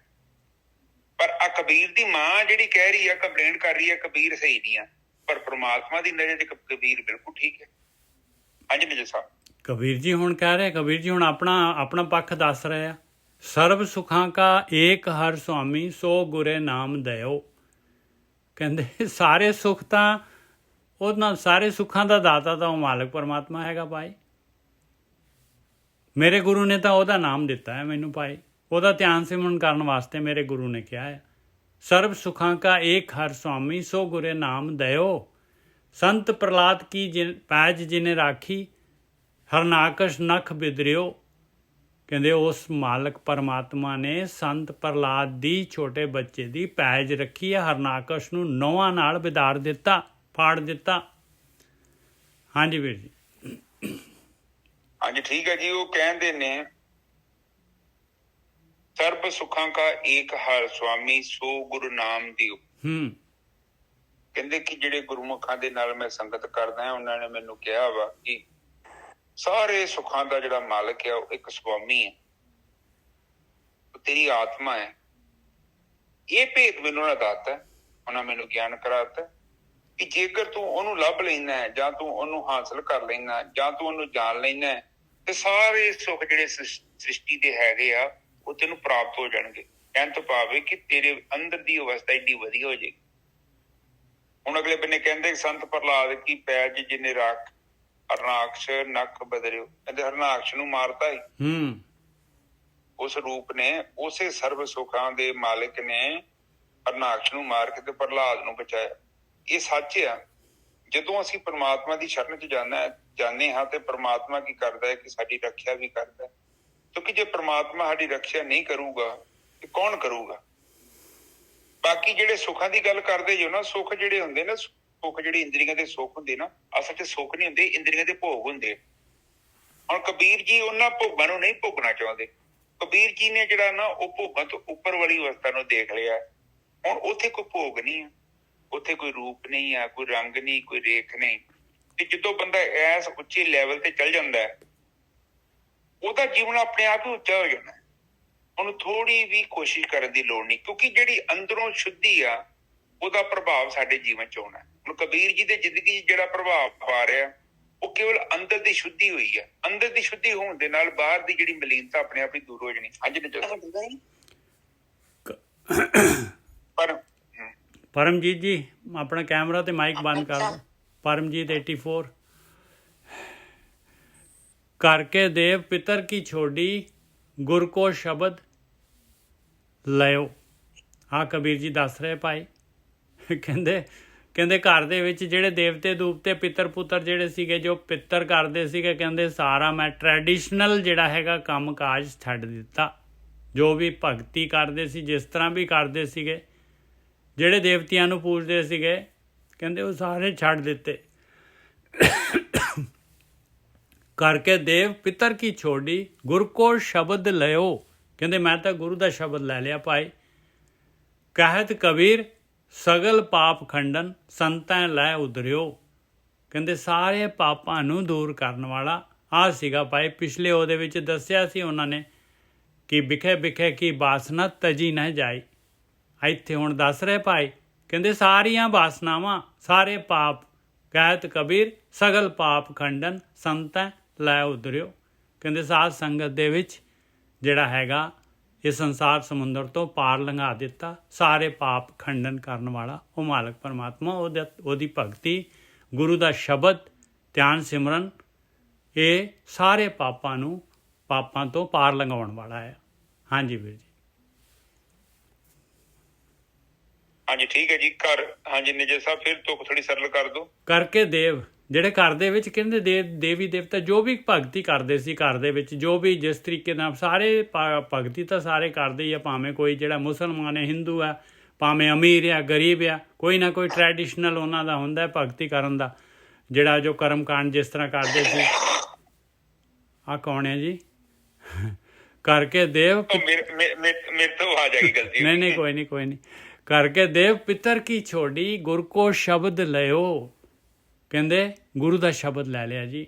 ਬਸ ਮੈਂ ਪੁਰਾਣੀ ਜਿਹੜੀ ਹੈਗੀ ਜੋ ਜਿਹੜੇ ਕਰਮ ਕਾਂਡ ਕਰਦੇ ਸੀਗੇ, ਸਾਡੇ ਪਿੱਤਰ ਕਰਦੇ ਸੀ, ਜੋ ਸਾਡੇ ਘਰ 'ਚ ਹੁੰਦਾ ਸੀ, ਕਹਿੰਦੇ ਮੈਂ ਛੱਡਤਾ ਸਾਰਾ। ਬਸ ਮੈਂ ਤਾਂ ਧਿਆਨ ਸਿਮਰਨ ਕਰਦਾ ਹਾਂ ਭਾਈ, ਜੋ ਮੇਰਾ ਗੁਰੂ, ਜੋ ਮੈਨੂੰ ਬ੍ਰਹਮ ਗਿਆਨ ਮਿਲਿਆ ਆ ਉਹਦੇ ਅਨੁਸਾਰ ਮੈਂ ਕਾਰਵਾਈ ਕਰ ਰਿਹਾ। ਕਹਿਤ ਕਬੀਰ ਸਗਲ ਪਾਪ ਖੰਡਨ, ਆਹੀ ਆਪ ਸਾਰੇ ਪਾਪਾਂ ਨੂੰ ਖੰਡਨ ਕਰਨ ਵਾਲਾ ਸੰਤਾਂ ਲੈ ਉਤਰਿਓ। ਸਾਧ ਸੰਗਤ ਦੇ ਵਿੱਚ ਜਿਹੜਾ ਹੈਗਾ ਸੰਸਾਰ ਸਮੁੰਦਰ ਤੋਂ ਪਾਰ ਲੰਘਾ ਦਿੰਦਾ ਹੈ। ਜਿਹੜਾ ਵੀ ਸਾਧ ਸੰਗਤ ਕਰਦਾ ਹੈ ਪਾਰ ਚਲੇ ਜਾਂਦਾ ਹੈ। ਹਾਂਜੀ ਵੀਰ ਜੀ। ਹਾਂਜੀ ਠੀਕ ਹੈ ਜੀ। ਸਾਧ ਸੰਗਤ ਜੀ ਦੇਖੋ ਪਤਾ ਕੀ ਹੈ, ਆਮ ਤੌਰ ਤੇ ਆਪਾਂ ਕਹਿੰਦੇ ਆ ਕਿ ਉਹ ਇਹ ਕੀ ਕਰਨ ਦਿਆ, ਉਹਨੂੰ ਕੀ ਹੋ ਗਿਆ। ਆਪਾਂ ਨਿਜੇ ਸਾਹਿਬ ਏਦਾਂ ਹੀ ਕਰਦੇ। ਬਿਲਕੁਲ। ਫਲਾਣਾ ਵੀ ਤਾਂ ਕਰਦਾ ਹੀ ਆ, ਦੂਜਾ ਕਰਨ ਦਿਆ, ਚੋਰੀ ਕਰਦੇ ਆ, ਠੱਗੀ ਮਾਰਦੇ, ਡਾਕਾ ਮਾਰਦੇ, ਮਾੜੇ ਕੰਮ ਕਰਦਾ, ਪਾਪ ਕਰਦਾ, ਉਹਨੂੰ ਕੀ ਹੋ ਗਿਆ। ਏਦਾਂ ਆਪਾਂ ਆਪਣੇ ਆਪ ਨੂੰ ਧੋਖਾ ਦਿੰਦੇ ਹਾਂ। ਅਸਲ ਦੇ ਵਿੱਚ ਉਹ ਜੋ ਕਰ ਰਿਹਾ ਨਾ, ਜਿਹੜਾ ਵੀ ਬੰਦਾ ਹੈਗਾ, ਉਹ ਜ਼ਿੰਮੇਵਾਰ ਆ ਆਪਣੇ ਜੀਵਨ ਦੇ ਪ੍ਰਤੀ। ਪਰ ਇਹ ਜਿਹੜਾ ਸਾਡਾ ਸਫ਼ਰ ਆ, ਸਾਡੀ ਇੱਕ ਜਿਹੜੀ ਮੰਜ਼ਿਲ ਹੈਗੀ ਆ, ਉੱਧਰ ਤੇ ਆਪਾਂ ਗਤੀ ਕਰ ਰਹੇ ਹਾਂ। ਤੇ ਜੇਕਰ ਅਸੀਂ ਜੇ ਉਹ ਖੂਹ 'ਚ ਡਿੱਗ ਰਿਹਾ ਤੇ ਅਸੀਂ ਵੀ ਖੂਹ 'ਚ ਡਿੱਗਾਂਗੇ ਤੇ ਕਿੱਥੋਂ ਦੀ ਸਿਆਣਪ। ਠੀਕ ਹੈ। ਹੁਣ ਦੂਜਾ ਕੀ ਕਰ ਰਿਹਾ, ਹੁਣ ਕਈ ਲੋਕ ਇੱਥੇ ਇੱਧਰ ਉਧਰ ਤੁਰੇ ਫਿਰਦੇ ਨੇ, ਉਹ ਨਾਲ ਵੇਖ ਕਿ ਆਪਾਂ ਵੀ ਤੁਰੇ ਫਿਰਦੇ ਹਾਂ ਤੇ ਕਿੱਥੋਂ ਦੀ ਸਿਆਣਪ ਹੈ। ਹੁਣ ਇੱਥੇ ਵੇਖੋ ਕਬੀਰ ਜੀ ਕੀ ਸਮਝਾ ਰਹੇ ਨੇ, ਕੰਮ ਦੀ ਗੱਲ ਕੀਤੀ ਉਹਨਾਂ ਨੇ। ਫਿਰ ਕਹਿੰਦੇ ਕਰਕੇ ਦੇਵ ਪਿੱਤਰ ਕੀ ਛੋੜੀ, ਕਹਿੰਦੇ ਘਰ ਦੇ ਜਿਹੜੇ ਹੈਗੇ ਜੋ ਵੀ ਮੇਰੇ ਘਰ ਵਾਲੇ ਕਰਦੇ ਸੀਗੇ ਵੱਡੇ ਵਡੇਰੇ, ਮੈਂ ਛੱਡਤਾ, ਮੈਂ ਨਹੀਂ ਉਹ ਕੰਮ ਕਰ ਰਿਹਾ, ਉਹਦੇ ਨਾਲ ਕੋਈ ਫਾਇਦਾ ਤਾਂ ਹੋ ਨਹੀਂ ਰਿਹਾ ਸੀਗਾ। ਗੁਰ ਕੋ ਸ਼ਬਦ ਲੈ। ਹੁਣ ਆਮ ਜਿਹੜੇ ਕਰਮਕਾਂਡ ਸੀ, ਦੇਵੀ ਦੇਵਤਿਆਂ ਦੀਆਂ ਪੂਜਾ, ਦੇਵੀ ਦੇਵਤੇ ਦੀ ਪੂਜਾ ਕਰਦੇ ਸੀ, ਜਾਂ ਧਾਰਮਿਕ ਸਥਾਨਾਂ ਤੇ ਜਾ ਕੇ ਜੋ ਵੀ ਕਿਰਿਆ ਕਾਂਡ ਕਰਦੇ ਸੀ, ਕਰਮ ਕਾਂਡ ਕਰਦੇ ਸੀ, ਉਹ ਕਹਿੰਦੇ ਮੈਂ ਛੱਡਤਾ ਸਭ ਕੁਛ। ਹੁਣ ਉਹ ਛੱਡ ਕੇ ਤੇ ਮੈਂ ਕੀ ਕੀਤਾ ਕਿ ਮੈਂ ਪ੍ਰੇਮਾ ਭਗਤੀ ਕਰ ਰਿਹਾ, ਮੈਂ ਬੰਦਗੀ ਕਰਦਾ ਹਾਂ। ਔਰ ਬੰਦਗੀ ਵੇਖ ਦੇਵੀ ਦੇਵਤੇ ਦੀ ਗੱਲ ਨਹੀਂ ਕਰ ਰਿਹਾ।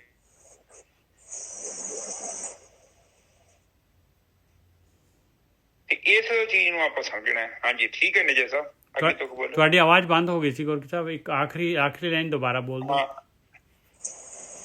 ਹਾਂਜੀ, ਉਹ ਬੰਦਾ ਫੋਨ ਜਿਹਾ ਕਰੀ ਜਾਂਦੇ। ਹਾਂਜੀ। ਤੇ ਇਹ ਸਾਧ ਸੰਗਤ ਜੀ, ਉਹ ਦੇਖੋ ਉਹਨਾਂ ਨੇ ਕੀ ਕੀਤਾ ਕਿ ਨਿਰਗੁਣ ਬ੍ਰਹਮ ਦੀ ਭਗਤੀ ਕੀਤੀ।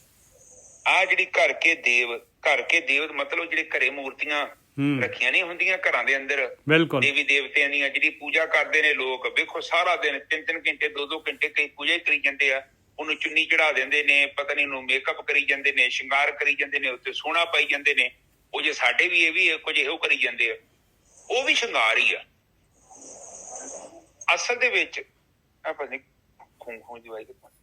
ਇਹ ਜਿਹੜਾ ਦੇਖੋ ਬਾਹਰੀ, ਕੋਈ ਗੱਲ ਨਹੀਂ, ਜਿਹੜੀ ਆਪਾਂ ਬਾਹਰ ਦੀ ਗੱਲ ਕਰਦੇ ਹਾਂ ਨਾ, ਦੇਖੋ ਉਹ ਜੋ ਵੀ ਬਾਹਰ ਦਾ ਐਕਟੀਵਿਟੀ ਹੈਗੀ ਹੈ, ਉਹਦੇ ਕਰਨ ਦੇ ਨਾਲ ਕੀ ਹੋਊਗਾ ਦੱਸੋ। ਹੁਣ ਤੁਸੀਂ ਘਰ ਧੋ ਲਓ, ਘਰ ਧੋਣ ਦੇ ਨਾਲ ਤੁਹਾਡੇ ਅੰਦਰ ਦੀ ਸਫਾਈ ਹੋ ਜਾਊਗੀ। ਇੱਥੋਂ ਤੱਕ ਕਿ ਆਪਾਂ ਸਾਫ਼ ਸੁਥਰੇ ਕੱਪੜੇ ਪਾ ਲੈਂਦੇ ਹਾਂ। ਬੜਾ ਟਾਈਮ ਸੀ ਲੋਕੀ ਨਾ ਕੱਪੜਿਆਂ ਤੇ ਬੜਾ ਜ਼ੋਰ ਲਾਉਂਦੇ ਸੀ, ਸ਼ੁੱਧ ਹੋਣ ਨੂੰ ਬੜਾ ਪਸੰਦ ਕਰਦੇ ਸੀ। ਪੰਡਿਤ ਲੋਕ ਕਰਦੇ ਸੀ, ਚੌਂਤਰੇ ਧੋਈ ਜਾਂਦੇ ਸੀ, ਚੁੱਲ੍ਹਾ ਧੋਈ ਜਾਣਾ, ਮੁੜ ਕੇ ਜਿੱਥੇ ਰੋਟੀ ਪਕਾਉਣੀ ਉਹਨੂੰ ਸਫਾਈ ਕਰੀ ਜਾਣੀ, ਹੱਥਾਂ ਨੂੰ ਧੋਈ ਜਾਣਾ, ਨਹਾ ਲੈਣਾ, ਸ਼ੂਦਰਾਂ ਤੋਂ ਦੂਰ ਰਹਿਣਾ। ਇਹ ਸਭ ਤੇ ਵਹਿਮ ਸੀ, ਭਰਮ ਸੀ। ਹੁਣ ਜਿਵੇਂ ਜਿਵੇਂ ਸਮਾਂ ਲੰਘਦਾ ਜਾਂਦਾ, ਲੋਕਾਂ ਨੂੰ ਗਿਆਨ ਹੋ ਰਿਹਾ, ਲੋਕਾਂ ਨੂੰ ਪਤਾ ਲੱਗ ਰਿਹਾ। ਹੁਣ ਤੇ ਸਾਰੇ ਇਕੱਠੇ ਨੇ, ਆਪਾਂ ਉੱਥੇ ਲੰਗਰ ਖਾਂਦੇ ਹਾਂ। ਕੋਈ ਜਾਤ ਪਾਤ ਤੇ ਲੋਕਾਂ ਨੂੰ ਪਤਾ ਨਹੀਂ ਆ। ਇਹ ਆ ਕਿ ਸਰਕਾਰ ਵੋਟਾਂ ਲੈਣ ਦੇ ਲਈ ਥੋੜਾ ਬਹੁਤਾ ਜਾਤਾਂ ਦਾ ਰੌਲਾ ਪਾ ਦਿੰਦੀ ਹੈ, ਇਸੇ ਨਾਲ ਲੋਕ ਵੀ ਖੁਸ਼ ਹੋ ਜਾਂਦੇ ਆ। ਜੇ ਛੋਟੀ ਜਾਤ ਦੇ ਨਾਂ ਦੇ ਨਾਲ ਸਾਨੂੰ ਨੌਕਰੀਆਂ ਮਿਲ ਜਾਣ, ਸਾਨੂੰ ਕੋਈ ਸਹੂਲਤਾਂ ਮਿਲ ਜਾਣ, ਉਹ ਕਹਿੰਦੇ ਵਧੀਆ। ਅਸਲ ਦੇ ਵਿੱਚ ਪਤਾ ਕੀ ਹੈ ਕਿ ਬੰਦੇ ਨੂੰ ਇਸੇ ਹੀ ਤਰ੍ਹਾਂ ਲੋਕ ਗੁੰਮਰਾਹ ਕਰਦੇ ਨੇ। ਹੁਣੇ ਵੀ ਆ ਜਿਹੜੀਆਂ ਮੂਰਤੀਆਂ ਮਾਰਤੀਆਂ, ਜਿਹੜੀ ਪੂਜਾ ਕਰਨ ਦੇ ਬਾਰੇ ਗੱਲ ਕਰਦੇ ਨਾ, ਬੜੀ ਦੁਨੀਆ ਵੇਖੋ ਘੰਟਾ 1.5 ਘੰਟੇ ਜੇ ਉੱਤੇ ਪੂਜਾ ਵੀ ਕਰੀ ਜਾਂਦੇ ਆ। ਪਰ ਅਸਲ ਦੇ ਵਿੱਚ ਪੂਜਾ ਕਰਨ ਦਾ ਮਤਲਬ ਤੇ ਇਹ ਆ ਕਿ ਸਾਡਾ ਜੀਵਨ ਉੱਚਾ ਹੋਣਾ ਚਾਹੀਦਾ। ਜੀਵਨ ਤੇ ਉੱਚਾ ਹੋਇਆ ਨਹੀਂ ਰਿਹਾ। ਤੇ ਇਹਦਾ ਮਤਲਬ ਆ ਜਿਹੜੇ ਕਰਮਕਾਂਡ ਕਰਦੇ ਆ ਇਹਦਾ ਕੀ ਫਾਇਦਾ ਫਿਰ? ਉੱਚਾ ਵੀ ਨਹੀਂ ਹੋ ਰਿਹਾ ਗੁਰਕੀ ਸਾਹਿਬ, ਉੱਚਾ ਨਹੀਂ ਹੋ ਰਿਹਾ, ਲੇਕਿਨ ਨੀਵਾਂ ਜ਼ਰੂਰ ਹੋ ਰਿਹਾ ਹੈ। ਇਹ ਕਰਮ ਕਾਂਡਾਂ ਦੀ ਹਉਮੈ ਜ਼ਰੂਰ ਲੱਗ ਰਹੀ ਹੈ, ਔਰ ਕਰਮ ਕਾਂਡਾਂ ਦੇ ਕਰਕੇ ਆਪਾਂ ਨੂੰ ਜਿਹੜਾ ਹੈਗਾ ਝੂਠਾ ਮੁਗਾਲਤਾ ਹੋ ਰਿਹਾ ਹੈ।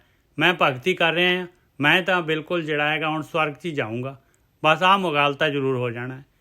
ਹਾਂਜੀ ਵੀਰ ਜੀ। ਹਾਂ ਵੇਖ ਲਓ, ਹਾਂ ਜੇ ਚਿੱਤ ਦੀ ਸ਼ੁੱਧੀ ਦੀ ਗੱਲ ਕਰਦੇ, ਮਨ ਦੀ ਸ਼ੁੱਧੀ ਦੀ ਗੱਲ ਕਰਦੇ ਹਾਂ ਆਪਾਂ, ਬਾਹਰੀ ਕਰਮ ਕਾਂਡ ਕਰਨ ਦੇ ਨਾਲ ਕੀ ਸੱਚੀ ਮਨ ਦੀ ਸ਼ੁੱਧੀ ਹੋ ਸਕਦੀ ਹੈ? ਆਪਾਂ ਵਿਚਾਰ ਕਰੀਏ ਤੇ ਇਹ ਅਸਲ ਦੇ ਵਿੱਚ ਜਿਹੜੀ ਸ਼ੁੱਧੀ ਆ ਉਹ ਸ਼ੁੱਧੀ ਤੇ ਹੈ ਸਾਡਾ ਆਪਣਾ ਸਰੂਪ।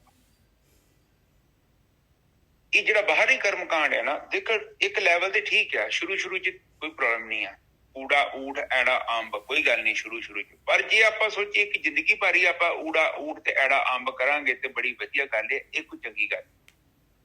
ਇਹ ਠੀਕ ਹੈ ਨਿਜਰ ਸਾਹਿਬ? ਹਾਂਜੀ ਬਿਲਕੁਲ ਸਹੀ ਹੈ ਜੀ। ਅਗਲੀ ਤੋਂ ਬੋਲੋ ਨਿਜਰ ਸਾਹਿਬ। ਕਹਿਤ ਕਬੀਰ ਸਗਲ ਪਾਪ ਖੰਡਨ ਸੰਤੈ ਲੈ ਉਧਰਿਓ। ਕਹਿੰਦੇ ਮਾਲਕ ਪਰਮਾਤਮਾ ਦੀ ਭਗਤੀ, ਉਹ ਮਾਲਕ ਪਰਮਾਤਮਾ ਸਾਰੇ ਪਾਪਾਂ ਨੂੰ ਖੰਡਨ ਕਰਨ ਵਾਲਾ ਆ, ਔਰ ਸਾਧ ਸੰਗਤ ਦੇ ਨਾਲ ਜਿਹੜਾ ਹੈਗਾ ਸੰਸਾਰ ਸਮੁੰਦਰ ਤੋਂ ਪਾਰ ਲੰਘ ਜਾਈਦਾ, ਸੁਖੈਨੀ ਪਾਰ ਲੰਘ ਜਾਈਦਾ ਇਸ ਧਿਆਨ ਸਿਮਰਨ ਦੇ ਨਾਲ। ਹਾਂਜੀ ਵੀਰ ਜੀ।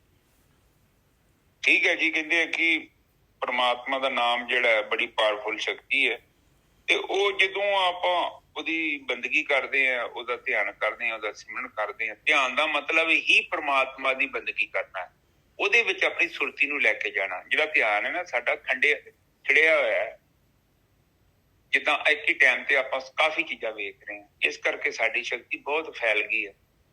ਧਿਆਨ ਦਾ ਮਤਲਬ ਕਿ ਆਪਣੀ ਸੁਰਤੀ ਨੂੰ ਇਕਾਗਰ ਕਰਨਾ, ਜਿਹੜੀ ਇੱਧਰ ਉੱਧਰ ਭੱਜ ਰਹੀ ਹੈ ਉਹਨੂੰ ਬੰਨ੍ਹ ਕੇ ਇੱਕ ਜਗ੍ਹਾ 'ਚ ਸਥਿਰ ਕਰ ਦੇਣਾ। ਜਦੋਂ ਤੁਸੀਂ ਆਪਣੀ ਸੁਰਤੀ ਨੂੰ ਬੰਨਿਆ, 2-4 ਮਿੰਟ 5 ਮਿੰਟ ਨਿਰਵਿਚਾਰ ਸਮਾਧੀ 'ਚ ਤੁਹਾਡੀ ਸੁਰਤੀ ਇਕਾਗਰ ਹੋਈ, ਤੇ ਸਗਲ ਪਾਪ ਖੰਡਨ, ਆਟੋਮੈਟਿਕਲੀ ਜਿਹੜੇ ਤੁਹਾਡੇ ਪਾਪ ਨੇ, ਜਿਹੜੇ ਚਿੱਤ ਦੇ ਅੰਦਰ ਗਲਤ ਸੰਸਕਾਰ ਨੇ, ਉਹ ਨਸ਼ਟ ਹੋ ਜਾਣੇ। ਬਹੁਤ ਆਸਾਨ ਕੰਮ ਹੈ, ਪਰ ਜੇ ਔਖਾ ਕਰਨਾ ਤੇ ਫਿਰ ਜੋ ਮਰਜ਼ੀ ਕਰ ਲਓ। ਪਾਪ ਜਿਹੜੇ ਗੁਰਕੀ ਸਾਹਿਬ ਪਾਪ ਹੈ ਹੀ ਤਾਂ ਵਿਚਾਰਾਂ ਦੇ ਦੁਆਰਾ ਤਾਂ ਪਾਪ ਹੈਗੇ ਆ, ਵਿਚਾਰਾਂ ਦੀ ਤਾਂ ਖੇਡ ਆ ਸਾਰੀ। ਹਾਂ ਵਿਚਾਰ ਹੀ ਦੇ ਨੇ ਜੇ ਸਭ, ਜਿਹੜੇ ਚਿੱਤ ਦੇ ਵਿੱਚ ਜਿਹੜੀ ਸਾਡੀ ਭਾਵਨਾ ਨਾ, ਉਦਾਂ ਦੇ ਹੀ ਵਿਚਾਰ ਪੈਦਾ ਹੋ ਰਹੇ ਨੇ ਸਾਡੇ ਅੰਦਰ। ਬਿਲਕੁਲ। ਹੁਣ ਜਿੱਦਾਂ ਦਾ ਚਿੱਤ ਦਾ ਨਿਰਮਾਣ ਆ, ਉਹੋ ਜਿਹਾ ਧੂੰਆਂ ਨਿਕਲਦਾ ਚਿੱਤ ਚੋਂ। ਹੁਣ ਧੂਏ ਦਾ ਮਤਲਬ ਹੈ ਵਿਚਾਰਾਂ ਨੂੰ ਪੈਦਾ ਕਰਨਾ। ਬਿਲਕੁਲ। ਜੇ ਮਲੀਨ ਧੂੰਆਂ ਹੈ ਤਾਂ ਮਲੀਨ ਵਿਚਾਰ ਹੈ, ਚੰਗਾ ਧੂੰਆਂ ਹੈ ਥੋੜੇ ਚੰਗੇ ਵਿਚਾਰ ਹੈ। ਵਾਸਨਾ ਵਿਚਾਰ ਧੂੰਆਂ ਕਹਿ ਲਓ ਵੀ ਵਾਸਨਾਵਾਂ ਹੈਗੀਆਂ ਆਪਣੀਆਂ, ਵਾਸਨਾਵਾਂ ਰੂਪੀ ਧੂੰਆਂ ਨਿਕਲਦਾ ਹੈ ਭਾਈ ਵਿਚਾਰਾਂ ਤੋਂ। ਹਾਂ ਸਾਡੀ ਜਿਹੜੀ ਪਹਿਲਾਂ ਦੀ ਕੀਤੀ ਹੋਈ ਗਤੀ ਆ, ਜਿਹੜੀ ਕਾਰ ਆਪਾਂ ਭਜਾਈ ਆ, ਭਜਾ ਕੇ ਬੇਸ਼ੱਕ ਆਪਾਂ ਰੇਸ ਤੋਂ ਪੈਰ ਚੁੱਕ ਲਿਆ, ਫਿਰ ਵੀ ਗੱਡੀ ਤੁਰੀ ਜਾਂਦੀ ਹੈ।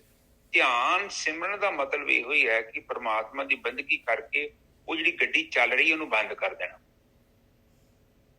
ਚਿੱਤ ਨੂੰ ਸ਼ਾਂਤ ਕਰਨਾ ਹੀ ਜੀਵਨ ਦਾ ਮਕਸਦ ਹੈ। ਜਦੋਂ ਚਿੱਤ ਸ਼ਾਂਤ ਹੋ ਗਿਆ ਤੇ ਤੁਸੀਂ ਉਹਨੂੰ ਵੇਖ ਲੈਣਾ ਹੈ ਜਿਹਦੇ ਰਾਹੀਂ ਤੁਸੀਂ ਦੇਖ ਰਹੇ ਹੋ। ਜਿਹੜਾ ਸਾਡੇ ਅੰਦਰ ਬਿੰਦੂ ਹੈ ਨਾ ਵੇਖਣ ਵਾਲਾ, ਚੇਤਨਾ ਦਾ, ਵੇਖਣਾ ਵੀ ਉਹਨੇ ਆ ਤੇ ਵੇਂਦਾ ਵੀ ਉਹੋ ਹੀ ਆ। ਜਿੰਨੇ ਵੇਖਣਾ ਉਹਨੇ ਵੇਖਣਾ ਆਪਣੇ ਆਪ ਨੂੰ ਹੀ ਆ, ਕੋਈ ਵੱਖਰੀ ਖੇਮ ਨਹੀਂ ਹੈਗੀ। ਜਦੋਂ ਤੁਸੀਂ ਆਪਣੇ ਅੰਦਰ ਸੁਰਤੀ ਨੂੰ ਇਕਾਗਰ ਕੀਤਾ, ਜਿਹੜਾ ਤੁਹਾਡਾ ਆਖਰੀ ਬਿੰਦੂ ਹੈ, ਚੇਤਨਾ ਕਹਿ ਲਓ ਜਾਂ ਪ੍ਰਾਣ ਕਹਿ ਲਓ, ਉਹਨੇ ਕਿਹਨੂੰ ਵੇਖਣਾ? ਆਪਣੇ ਆਪ। ਬਸ ਇੰਨਾ ਹੀ ਕੰਮ ਹੈ। ਤੁਸੀਂ ਉਹਨੂੰ ਬਾਰ-ਬਾਰ ਵੇਖਣਾ ਹੈ। ਜਦੋਂ ਤੁਸੀਂ 4-5 ਮਹੀਨੇ ਆਪਣੇ ਆਪ ਨੂੰ ਵੇਖ ਲਿਆ ਤੇ ਇਨਕਲਾਬ ਹੋ ਜਾਏਗਾ। ਵੇਖਣ ਦਾ ਮਤਲਬ ਇਹੋ ਹੀ ਆ ਕਿ ਤੁਹਾਨੂੰ ਪਤਾ ਲੱਗੇਗਾ ਕਿ ਮੈਂ ਕਿਸੇ ਅਜੀਬੋ ਗਰੀਬ ਦੁਨੀਆ 'ਚ ਪ੍ਰਵੇਸ਼ ਕਰ ਗਿਆ ਹਾਂ। ਜਦੋਂ ਸੁਰਤੀ ਇਕਾਗਰ ਹੋ ਜਾਂਦੀ ਆ, ਤੁਸੀਂ ਦੇਖੋਗੇ ਉੱਥੇ ਧਰਤੀਆਂ, ਆਕਾਸ਼, ਆਇਆ ਸੰਸਾਰ ਕੁਝ ਵੀ ਨਹੀਂ ਗਏ ਉੱਥੇ। ਹਾਂ ਤੁਹਾਨੂੰ ਪਤਾ ਉਦੋਂ ਲੱਗੂਗਾ 20-25 ਮਿੰਟ ਲੰਘ ਗਏ, 30 ਮਿੰਟ ਲੰਘ ਗਏ ਆ, ਤੁਸੀਂ ਇਹ ਸੋਚਣਾ ਯਾਰ ਮੈਂ ਤੇ ਸਾਧਨਾ ਤੇ ਬੈਠਾ, ਕਿੱਥੇ ਚਲ ਗਿਆ? ਮੈਂ ਲੰਮੇ ਵੀ ਨਹੀਂ ਪਿਆ, ਮੈਂ ਬੈਠਾ ਵਾਂ, ਧੌਣ ਸਭ ਕੁਝ ਸਿੱਧੀ ਹੈ ਮੇਰੀ। ਉਸ ਅਵਸਥਾ 'ਚ ਬਾਰ-ਬਾਰ ਜਾਣਾ ਹੈ, ਔਰ ਜਦੋਂ ਤੁਸੀਂ ਬਾਰ-ਬਾਰ ਉੱਥੇ ਗਏ ਤੇ ਕਲਿਆਣ ਹੋ ਜਾਏਗਾ। ਹਾਂਜੀ ਨਿੱਜਰ ਸਾਹਿਬ, ਅੱਜ ਦੇ ਵਿਚਾਰ ਇੱਥੇ ਸਮਾਪਤ ਕਰਦੀ। ਹਾਂਜੀ ਬਿਲਕੁਲ, ਬਹੁਤ ਵਧੀਆ ਵੀਰ ਜੀ। ਸੰਗਤ ਦੇ ਵੱਲੋਂ ਵੀਰ ਜੀ ਰਿਕੁਐਸਟ ਹੈਗੀ ਬਈ ਥੋੜਾ ਜਿਹਾ ਧਿਆਨ ਸਿਮਰਨ ਜ਼ਿਆਦਾ ਕਰਾ ਦਿਆ ਕਰੋ ਬਸ। ਹਾਂਜੀ ਤੈਨੂੰ ਛੇਤੀ ਸਮਾਪਤੀ ਕਰ। ਹਾਂਜੀ ਨਿੱਜੇ ਸਾਹਿਬ ਕੱਲ ਨਾ ਮੱਸਿਆ ਸੀ ਤੇ ਸਾਡੇ ਬੜੀਆਂ ਖੀਰਾਂ ਫਿਰ ਕੇ ਪੀਪਿਆਂ ਦੇ ਪੂੜੀਆਂ ਕੜਾਹ ਬਣਾ ਕੇ ਸੇਬ ਨਾਰ ਰੇੜੀਆਂ ਮਕਾਤੀਆਂ ਉੱਤੇ ਸ਼ਹੀਦਾਂ। ਮੈਂ ਕਿਹਾ ਜੀ ਕੀ ਆ? ਅਖੀਰਲਾ ਸ਼ਰਾਬ ਹੀ ਨਾ ਤੂੰ ਲੈ ਕੇ ਆਈ, ਕੋਈ ਅਕਲੇ ਸੱਸ ਦੀ ਕੋਈ ਮੇਰੀ ਇੰਨੀ ਉਮਰ ਹੋ ਗਈ ਨਾ ਮੈਂ ਸ਼ਰਾਬ ਤੇ ਨਾ ਮੈਂ ਦੁੱਧ। ਮੈਂ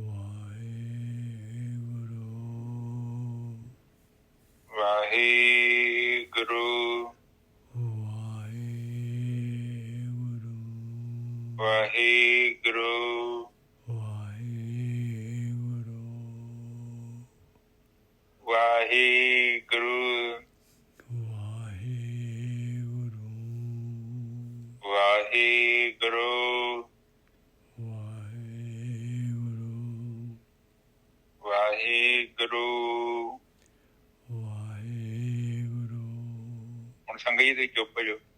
ਵਾਹਿਗੁਰੂ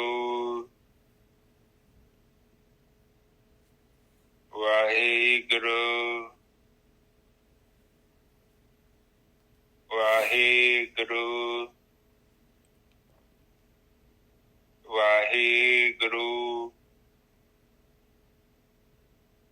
ਹੁਣ ਤੁਸੀਂ ਚੁੱਪ ਹੋਏ ਸਾਧ ਸੰਗਤ ਜੀ। ਵਾਹਿਗੁਰੂ ਵਾਹਿਗੁਰੂ ਵਾਹਿਗੁਰੂ ਵਾਹਿਗੁਰੂ ਵਾਹਿਗੁਰੂ ਵਾਹਿਗੁਰੂ ਵਾਹਿਗੁਰੂ। ਵਾਹਿਗੁਰੂ ਜੀ ਕਾ ਖਾਲਸਾ ਵਾਹਿਗੁਰੂ ਜੀ